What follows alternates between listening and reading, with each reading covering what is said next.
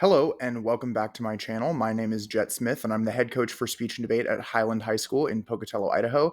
And this is a video that will teach you about the new January-February of 2026 Lincoln Douglas debate topic that reads, "The possession of nuclear weapons is immoral." Before we continue, go ahead, like, comment, and subscribe so that more people can see these videos and get these resources so that I can continue to produce more great content for you. So in this video, we're going to go over a couple different things. First, we're going to analyze what the resolution is all about to make sure that we understand the key background knowledge needed to debate this topic. Then we'll discuss framework or the value premise and value criterion arguments that I think will work best on this topic before giving you 10 affirmative ideas for contentions and 10 negative ideas for contentions that you could read. Now, first, let's talk about what the resolution is asking us, starting with trichotomy or what type of topic it is. Then we'll get into definitions of what the topic means. We'll talk about key background information that provides context for the topic. We'll tell you who the key groups that care about the outcome of this topic are. And then we'll discuss the core issues or areas of disagreement on the resolution. So first with trichotomy, what type of topic is this? Again, it reads, "The possession of nuclear weapons is immoral." Now, this is a value topic because if you look, a value topic is either X is or isn't better than Y, a comparative topic, or it's X is or is not good or bad according to Y. So in this situation, the X would be possession of nuclear weapons and the Y would be immoral. Now, some people are going to claim that this is a policy topic because there is an implied actor, obviously, who does the possessing: governments. However, there is no implied act. Even if possession of something is immoral, there's a lot of different things that you could do in response to possession. So this is not a policy topic where there's a set idea of what the world looks like or how it changes if you vote affirmative. Rather, it is a normative statement, a ethical point of view that we can either agree or disagree with. Next up, let's talk about definitions. This is a pretty short topic, but that means that almost every part of it is pretty essential. First up, nuclear weapons are a device designed to release energy in an explosive manner as a result of nuclear fission or atomic bombs and or nuclear fusion, which are called thermonuclear or hydrogen bombs. This creates a massive shockwave, an enormous amount of heat, and a lethal amount of radiation. So if you didn't know what a nuclear weapon did before or how they worked, that is it. Next up is possession. So possession in the topic is the key word that we are defining or determining as moral or immoral. Now, Merriam-Webster Dictionary has two different definitions available. The first one is the act or condition of having or taking into control. And the second one, right underneath that, they offer is control or occupancy of property without regard to ownership. Now, the reason why I bring this up is because, as we'll discuss later in the background information section, there are only a handful of countries that actually have produced and control nuclear weapons. However, some of the most powerful nuclear armed states, the United States and Russia, host some of their nuclear weapons in other countries. Now, if you are a host, does that mean that you possess them? Well, the first definition would say if you don't control them, then probably not. But the second one might say that you occupy the property even though you don't own it. So maybe that hosting also counts as something that is immoral. And lastly, immoral is not a very helpful word to define in and of itself because it just says conflicting with generally or traditionally held moral principles, which means that the purpose of the debate is to establish held moral principles and then determine whether or not the topic or possession of nuclear weapons aligns with those held moral principles or doesn't align with those moral principles. So now let's talk about background information. And there's quite a bit to understand on this topic because it feels very abstract and you want to make sure that you're discussing arguments that are rooted in reality. Now, there are 5 countries that are officially recognized by the Non-Proliferation Treaty as nuclear armed states. The United States, which has over 5,000 nuclear weapons, and Russia, which also has over 5,000 and has the most. Then you've got the United Kingdom and France and Europe that each have over 200 nuclear weapons. And then you have China, who has 600 nuclear weapons. Now, there are also 4 non-officially recognized nuclear-armed states, and that includes India, Pakistan, North Korea, and Israel. Now, India, Pakistan, and North Korea either never signed on to the Non-Proliferation Treaty, or they signed on and then left it. But they all have officially confirmed that they have nuclear weapons. Israel has not confirmed nor denied the existence of their nuclear weapons, but everybody knows about them. Now, there are also some countries that, like I said earlier, host nuclear weapons but did not make them themselves. Belarus has, we're not sure the exact number, but according to their leader from a few years ago, dozens of nuclear weapons. Belgium, Germany, Italy, the Netherlands, and Turkey all host some of the United States nuclear weapons so that we can have them spread out across the world, easy to use just in case, and it helps reassure those allies that we will cover them. Now, some countries possess they used to have nuclear weapons. That would include Kazakhstan, South Africa, and Ukraine. And some countries are suspected of having or could easily develop nuclear capabilities. Now, Iran has been suspected of having or very close to getting them. And then Saudi Arabia, Japan, South Korea, Taiwan, and Ukraine are all countries that have the technological capacity, the knowledge, and the materials to build nuclear weapons quickly if they wanted to. However, the topic is referenced in either the present tense because it is immoral, or the topic is written as a general principle, meaning that regardless of time or place, as a universal idea, possession is immoral. So it would be immoral for the current countries to possess them and immoral for any future countries to possess them. Now, all in all, there are over 12,000 nuclear warheads, and about 9,614 of them are active, and the rest of them are being decommissioned or are supposed to be dismantled. And this is a higher amount than it was last year, but about 4,000 of these are actively deployed with missiles, like they're already attached and essentially ready to launch an aircraft, while the rest are in storage. And about 2,100 of those nearly 4,000 are kept in a state of high alert, which means that we are looking at a situation where there are thousands of bombs that could go off technically at any moment if people decided to use them. It's also key to understand that about 90% of possession is from Russia and the United States. So those are the two countries that you'll see the most evidence about and be able to get the most information on, but we don't want to ignore the other countries. Third, for background, is the NPT, or Non-Proliferation Treaty, came about in 1970 and is at the backbone of the anti-nuclear weapon movement. And there are three main concepts that the treaty supports. The first is non-proliferation. Nobody else should get nuclear weapons, and we should not transfer ownership of weapons by nuclear armed states to other countries, which hosting might or might not conflict with, depending on your interpretation of the treaty. Another one is that you have to use nuclear energy peacefully, so for power and not militarization. And then lastly, it was a commitment to disarmament, that everyone agreed that if you do have nuclear weapons, we should work together to negotiate to slowly drop those sizes of arsenals. Now, the treaty came into force.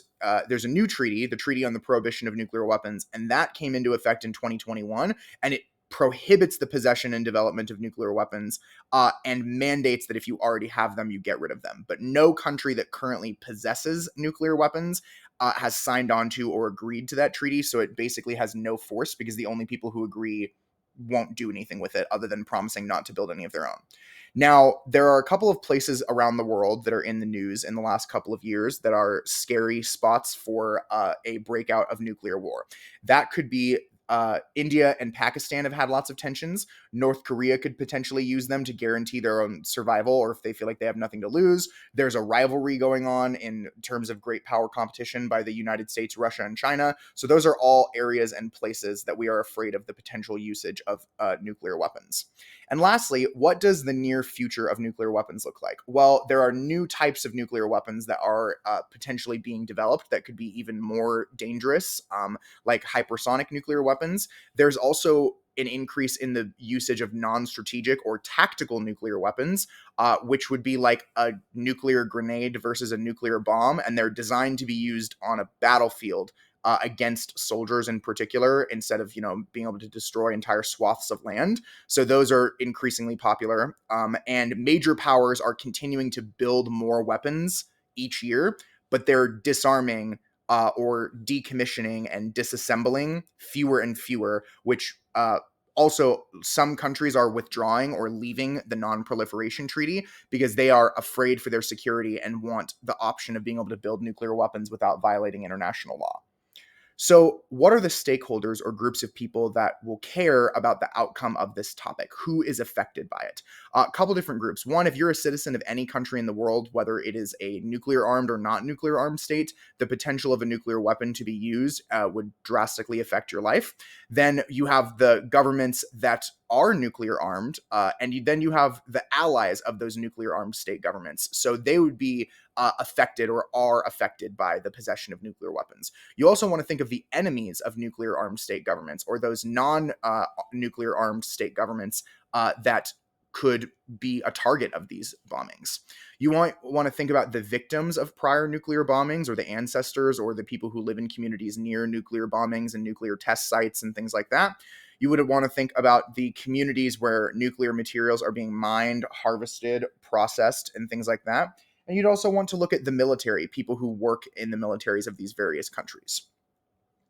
Then think about the core issues of this topic. Where are the affirmative and the negative really getting to disagree at? Well, one of the biggest issues is deterrence. Most of the justification for the existence of nuclear weapons is that it stops people from trying to attack you in general, and even having your own nuclear weapons stops people with nuclear weapons from wanting to attack you, because then you would have MAD, or mutually assured destruction. But there are some people who believe that rather than deterring conflict, nuclear weapons are going to provoke conflict, or already are provoking conflict, just at smaller scales or at proxy wars, where instead of the major nuclear armed powers fighting each other, smaller countries fight each other, and then the big powers each back one of those smaller powers. You also want to think about the concepts of security versus freedom, of are we free from the threat of nuclear war, but are we safer from the threat of regular war because of the existence of nuclear weapons? And you also want to think about the concepts of peace. What does it mean to have peace? If the only reason we have peace is because we are afraid of going to war with one another, versus we are at peace because we are cooperating with one another, all of those are different sorts of back and forths that are likely to happen on this topic. So now let's talk about framework arguments, or the value premises and value criterion options of possessing nuclear weapons. So these could work for the affirmative or the negative. Some will work better than others, but I actually think you have a lot of options in terms of criterions. There are two main values that I would use. The first value that you could use is morality. The topic is about whether or not something is immoral. So this is good for cases that are not just focused on the logistical likelihood of nuclear conflict. And I think that this is probably best for the affirmative. Now, I know that there are lots of people out there who say that you should never value morality because it's too generic. It's like saying your value is value. The problem is, a value is supposed to be a generic ethical principle that is guiding the judge's decision. At the point where the topic literally is the possession of nuclear weapons is immoral, the thing the judge cares about most is morality. Reading another value premise, that premise cannot be higher than the overall premise of morality. And if you're like, but morality just means rules of right and wrong. Yeah. So you say your goal is to follow the rules of right and wrong. And then what are the rules of right and wrong? Or how do you know if you're following them? That is what your criterion is for. So I know that it sounds like it's really generic, but it's okay if your value is generic. We're not supposed to be clashing very much on the value premise. We're supposed to be clashing a lot on the value criterion. But that being said, if you don't want to run morality, the other best option within the topic is governmental legitimacy, because the topic is about a government act. Even if it's not an action or a new action, it is about something that governments are currently doing, aka possessing nuclear weapons. Now, this value is great for cases about safety and security, and about protecting and things like that. And that's why I think that it probably is the best value option for neg, but both of these values could be used by either side. So what about the criterion that you could read with these? Now, key thing to remember, your criterion should always be phrased as an action, something that the judge can do, a rubric that they can apply to their decisions. The judge cannot utilitarianism. The judge cannot deontology. The judge can see if a decision maximizes expected well-being.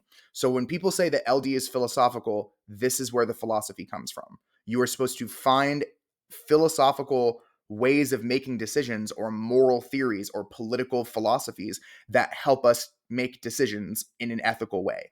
And then you give that decision-making metric as the criterion. So you should still be using philosophy. You should be justifying your criterion and explaining and defining your criterion through philosophy. But the philosophy itself, the name of it, is not a criterion. It is the act that is the criterion.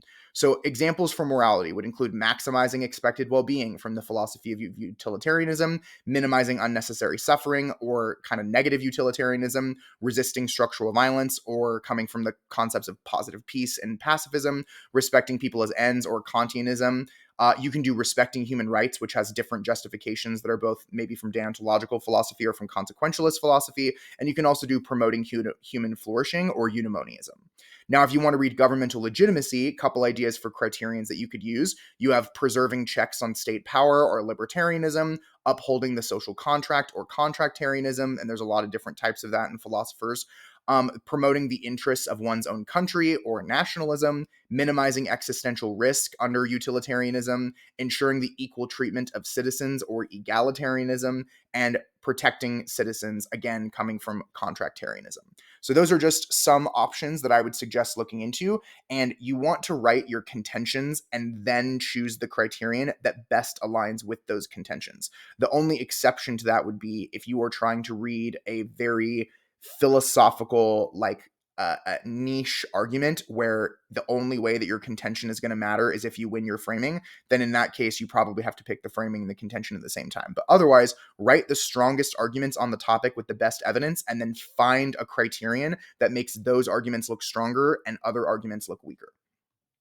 So now that we know how to set up the debate, we know what the topic is about, and we know how we're going to tell the judge as an ethical decision maker to evaluate the arguments, what are the arguments that we can make? So first off, let's look at the affirmative side for 10 reasons why the possession of nuclear weapons is immoral. First argument area is avoiding human extinction. Now, I know that there are lots of judges who are not fans of nuclear war arguments, but I think the key thing to remember is that the reason why judges aren't a fan of those arguments is because it's about how unlikely the concept of nuclear war is when you tie it to most debate topics. If the judge is judging a debate on education policy and somebody reads a nuclear war impact, there's a large group of coaches and judges who will find that not convincing. But when the topic itself is literally about nuclear weapons, then the possibility of nuclear war, you don't have to give some silly scenario that it could happen under. So I don't think that this argument is going to turn judges off as much as you might think they would in traditional debate. So in a nutshell, more countries own nuclear weapons than ever, and those weapons arsenal sizes are increasing, not decreasing. But if we continue to possess these nuclear weapons, it makes the likelihood of a catastrophic nuclear war that kills every human way more likely. There's a ton of different ways that nuclear war could happen, and there's a ton of different places it can happen as well. And that will cause hundreds of millions of deaths in a single week. It will cascade across the entire planet. It will undercut the existence of human beings as a species. It'll lead to resource wars. It'll lead to other kinds of conflicts. It will lead to refugee crises. It will cause climate change. There's lots of stuff out there that says that a nuclear war could devastate the entire planet to make life essentially uninhabitable for the vast majority of species on Earth. So a second affirmative argument area is the environmental harms of nuclear weapons. Something to keep in mind is that the topic is about possession, not necessarily usage. However, it is not possible to use something that you don't possess. So possession is a prerequisite for usage. But you might find arguments that are just about holding nuclear weapons, and that itself being immoral is an easier way to justify a ballot than just focusing on why using nuclear weapons is bad. So this argument about the environment basically says that if we want to possess nuclear weapons, we have to produce them, test them, store them, keep them maintained, and all of those processes of creating them and whatnot are really bad for the environment. It creates pollution. It, leaks out toxic gases into the air. The energy itself can use, like, the process of creating nuclear energy can use energy and can be bad for the environment. And those impacts usually harm the most marginalized and disadvantaged communities.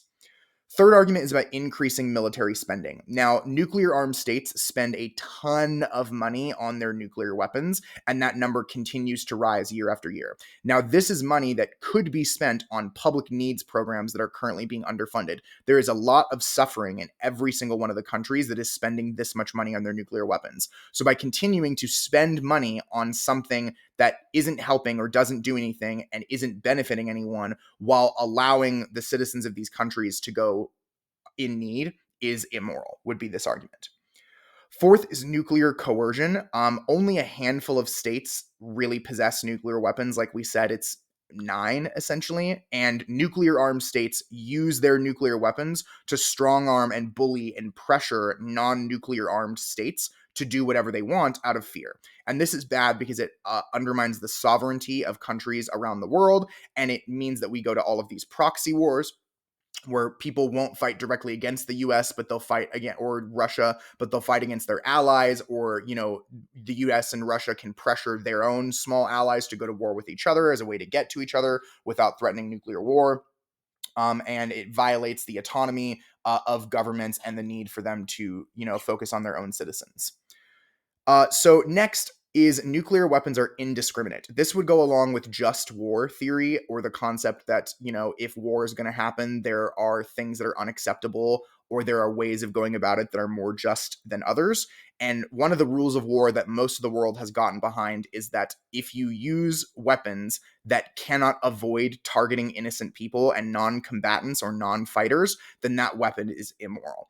But the problem is nuclear weapons cannot avoid targeting innocent people and non-combatants.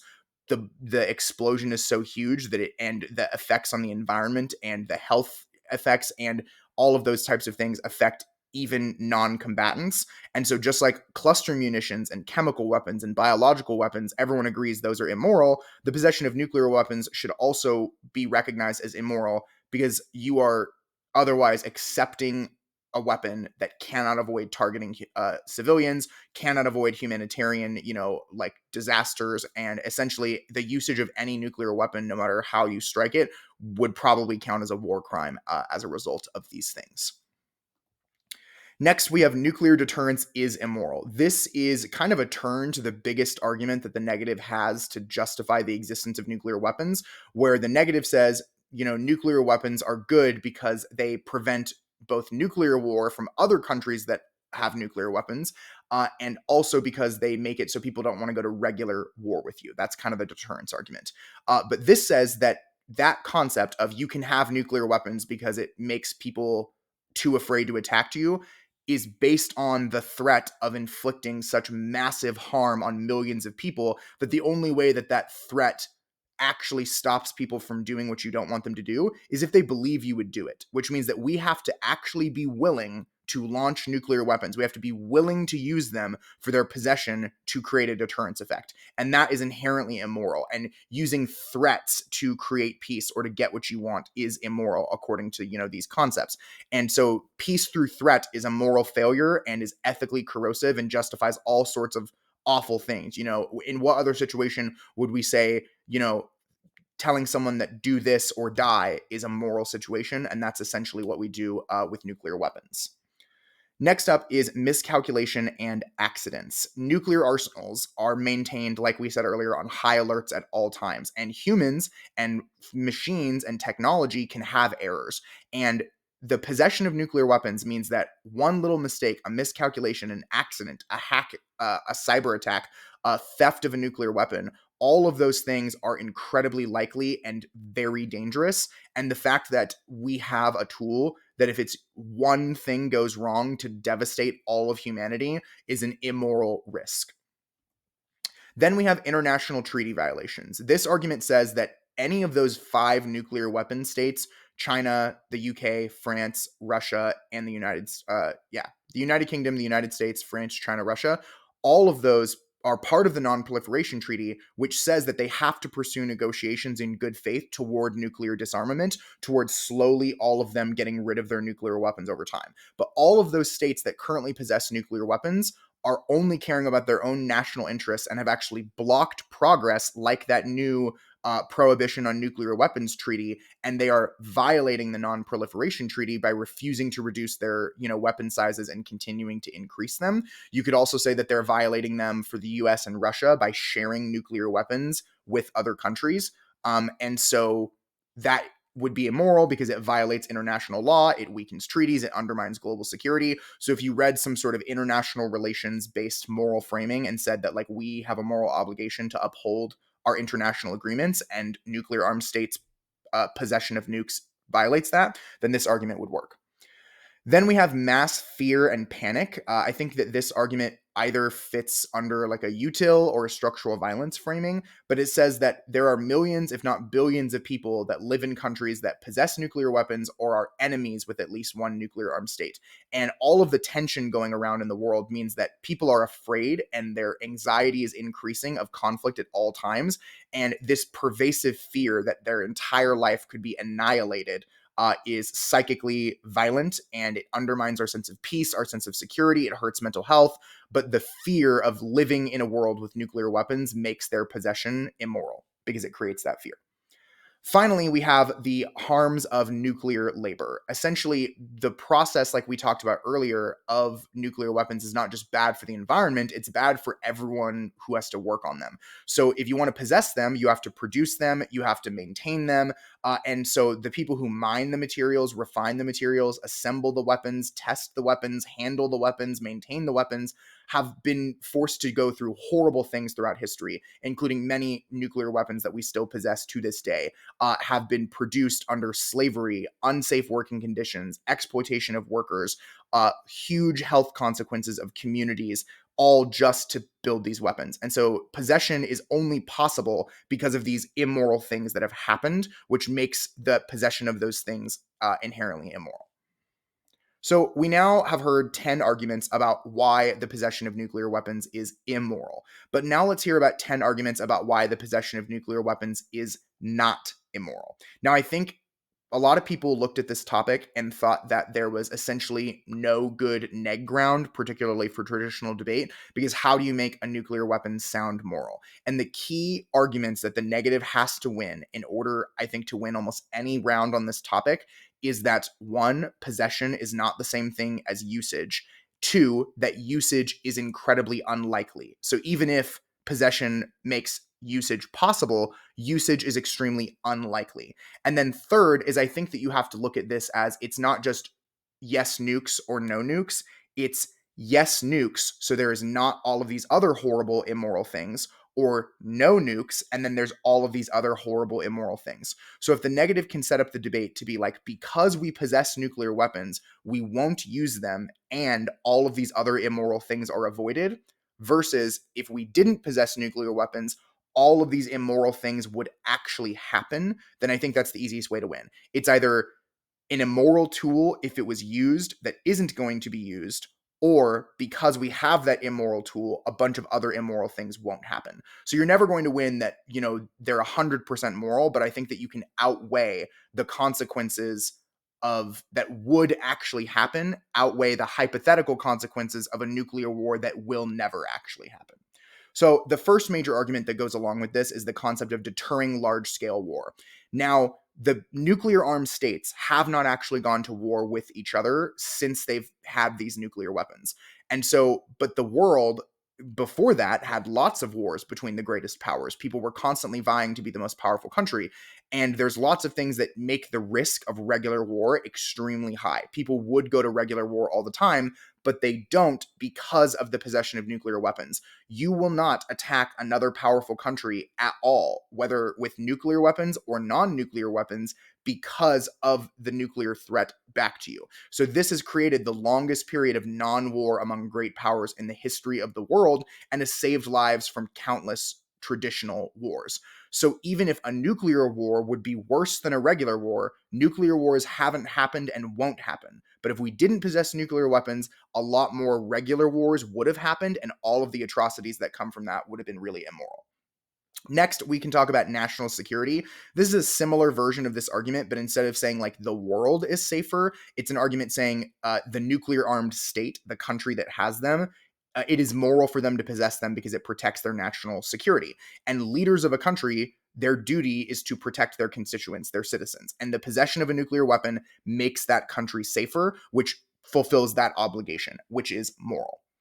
Third argument is that the possession of nuclear weapons discourages the usage of worse weapons, or discourages the usage of weapons that are still really terrible that would get used if it were not for the existence of nukes. So there are lots of other WMDs, or weapons of mass destruction, that exist. Think chemical weapons and biological weapons. Sure, they might not be as bad as a nuclear weapon. Some people would claim that they're actually worse. The difference is because they're not quite as bad, people would be willing to use them if it were not for the fact that if they tried to use them, they'd probably get nuked. So by possessing nuclear weapons, we are discouraging people from creating, possessing, and using other weapons of mass destruction. So we have nukes, but we're not using them. If we didn't have nukes, we'd have these other kinds of weapons and they would get used, which is immoral. So we're saving thousands of lives from the harms of these other forms of weapons of mass destruction. Fourth, we have current possession stops worse possession. Now, this is a little bit of a cheeky argument, but it's essentially saying the topic is being debated in the present tense. We're talking about current possession of nuclear weapons. That possession of nuclear weapons is moral because the knowledge, the ability, and the materials to create nuclear weapons already exists. Pandora's box is already opened. So the current possession of nuclear weapons is moral because it is the only way that we can stop more countries from getting nuclear weapons. The possession of nuclear weapons and the threat of what those countries could do to other countries if they decided to build their own stops more countries from building them. It also means that we have nukes, so terrorist groups, rogue actors, smaller aggressive nations will not then possess their own nukes, because if all of a sudden the most powerful countries in the world didn't possess nuclear weapons anymore, then all these other countries or these groups would start possessing them, and that would be way more dangerous and way more unstable and way scarier. So the concept is that present possession hasn't actually done anything wrong, and it prevents the technology from falling into the wrong hands and being used in immoral ways or by immoral actors. So it's essentially saying present possession is not immoral, and it prevents immoral possession that would happen in the future. Fifth is the economic benefits of possession, and this argument could take a lot of different forms, but in a nutshell, the nuclear weapons industry is worth billions of dollars, and the possession of nuclear weapons contributes to that by creating thousands of jobs, getting billions of dollars in investments, and enabling less spending on other military tactics. If you have nuclear weapons, you don't need to spend as much money on the non-nuclear parts of your military because people are so afraid of your nukes. And if we didn't possess nuclear weapons, then all of these companies would have mass layoffs. The stock market would probably crash, which would harm everyone, retirement accounts, business creation, the ability to give out loans to people for mortgages. And there would be a scramble if these countries said, okay, well, it's immoral to possess nukes. So, oh no, now we look weak. People aren't going to be afraid of us hacking us. They would have to spend so much money on the other parts of their military to make up the loss of the possession of nuclear weapons, that it would just be a huge deal. Now, before I go on, I know that this probably sounds like, a policy argument, because we're not saying if possession is immoral, it means that we would get rid of it. But the concept is, if we are trying to be moral, if we acknowledge or if we accept or if we endorse the concept that possession is immoral, we have to recognize, okay, so what would that say is moral? If possession is immoral, then that means not possession is moral, according to that, statement. And this essentially turns that idea. It says, actually, no, failing to possess is immoral. Because if we didn't possess nuclear weapons, all of these bad things would happen. So you're not saying if you vote AF, then all of these horrible things will happen. You are saying possession is not immoral because possession avoids these moral harms or these immoral harms. Sixth is improving international relations. Now, global security depends on countries working together, believing in each other, not going to war with each other. And the countries that have nuclear weapons have a lot of allies that benefit from that nuclear shield. The US can assure all of its allies, hey, I got you. You are safe with me because of my nuclear weapons. Like NATO, for example, is a treaty organization that says if you attack one of us, you attack all of us. So even countries that don't have nukes or don't host nukes, countries do not attack those, like nuclear armed states, or just countries in general don't attack those smaller countries because they're afraid of their nuclear armed allies, which strengthens alliances, makes those countries more likely to work together, more likely to trade together, better diplomacy. It makes the entire Earth more stable as a result of the strengthening commitment in alliances thanks to nuclear sharing and nuclear shielding.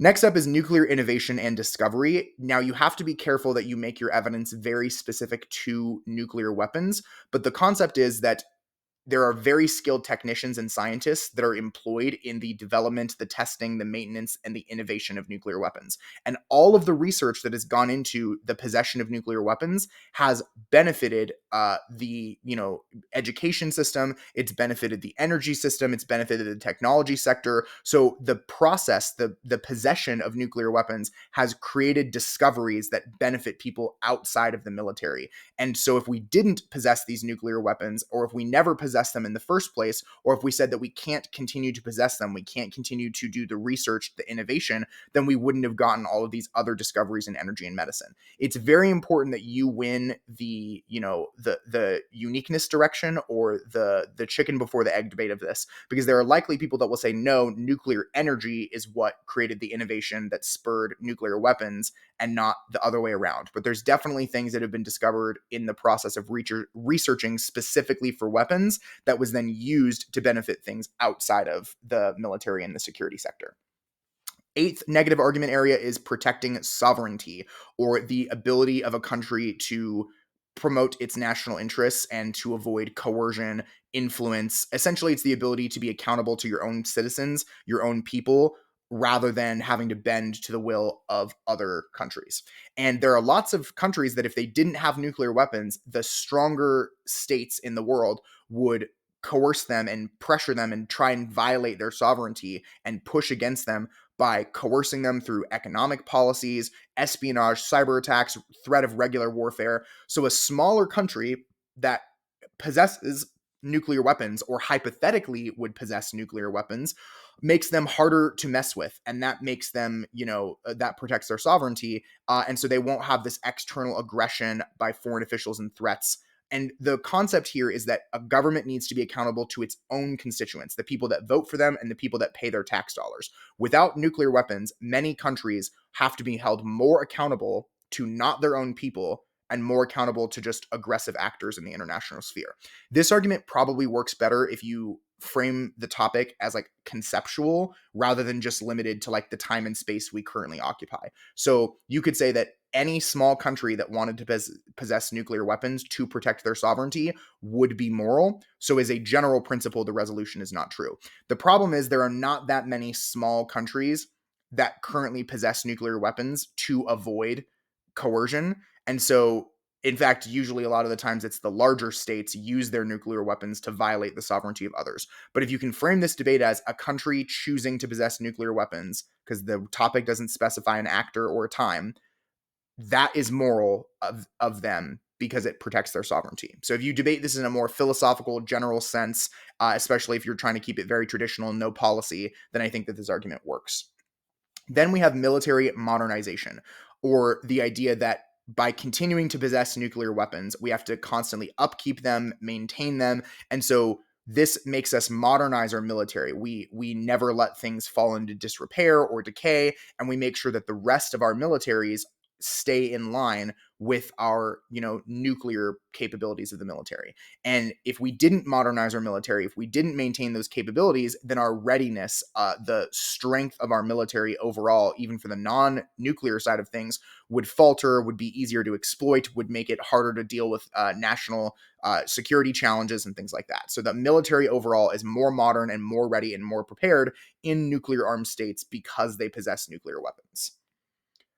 And lastly, we have kind of a niche argument. I'm not sure if it works better as a framing push or as a contention, but I think that a common refrain from the negative will be the problem is the usage of nuclear weapons, not their possession. So this argument, you would need to win that nuclear weapons have rarely ever been used and are extremely unlikely to ever be used ever again. And so any moral problems of nuclear weapons would come from their usage, not from their possession. And there are ways that we can prove that. Like if the resolution is written as a general principle that it is possession itself is inherently immoral, that is not true in a world where if you possess them but you say no first use, we will never use our nuclear weapons first. Tactical nuclear weapons that would only be used on the battlefield, not necessarily immoral, according to this argument.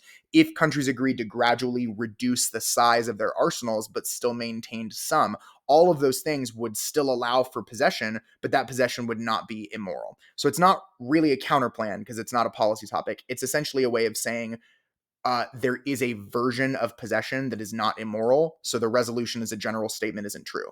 And I think the impact of this, or the philosophical way of getting people to care about this argument, is to say it is not a moral idea to universalize or to apply this idea that any tool that could be used in a harmful way makes it immoral. So, cars could be used to kill people. Knives could be used to harm people. But the idea of saying that because they could be used in these immoral ways, or maybe they are sometimes used in those immoral ways, makes the tool itself immoral, sets a bad moral precedent. And so the statement of the topic is just categorically untrue, because there are ways that nuclear weapon possession could be moral, and saying that all possession is immoral is morally wrong in and of itself. So we've reached near the end of this video, so just a couple things to keep in mind as we debate. Don't just focus on the United States. When you say we, like I do during this video, you have to think of you're not just advocating for how this benefits the US. You have to be arguing from the perspective of every country that owns the nuclear weapons and every country that doesn't own the nuclear weapons. You want to make sure that we're focusing on the problems of possession, not just usage. It's pretty easy to explain that without possession, usage is impossible, or that usage is a potential harm of possession. But I think that the closer your argument is to whether or not nukes are used, the possession itself is moral or immoral, the better. Remember that this is not a policy topic. There are many of you who are going to disregard that, who will read plans on this topic anyways. I am a firm believer that there's value in debating value, fact, and policy topics, and that this becoming a policy topic is incredibly unpredictable because there are so many different ways that we could act in response to determining that possession is immoral. And there's so many different countries that possess. And, then the negative can say, oh, but what about this niche situation where it could be moral as like a pick? So I really think stay away from this being debated as a policy topic. I don't think it really allows you to strengthen your argument all that much as the affirmative. And I think that it gives the negative more tools than it would the affirmative. But the affirmative gets to choose and set up the debate whether or not, it's more policy. So I'd say keep it value topic. Use evidence that is specific to the morality, ethics, and philosophy of nuclear weapons. There have been hundreds and hundreds and hundreds of papers written specifically on the morality of nuclear weapons. So the more grounded in morals that your evidence is, if the authors that you are citing examined nuclear weapons through a moral lens, the better. And lastly, I just want to say good luck to you at tournaments in January and February. I know that's a really important part of the season for many places, including in Idaho. It's when our national qualifiers happens. It's when our regional tournaments happen, district and state championships and things like that. So I wish you the best of luck. I think this is a great topic. I'm very excited that it was picked. I think there's great ground on both sides. There's a lot of research depth. There's opportunities for every kind of debater to debate this topic, to read the type of impacts they like. And with that, thank you for watching, and I will see you in the next video.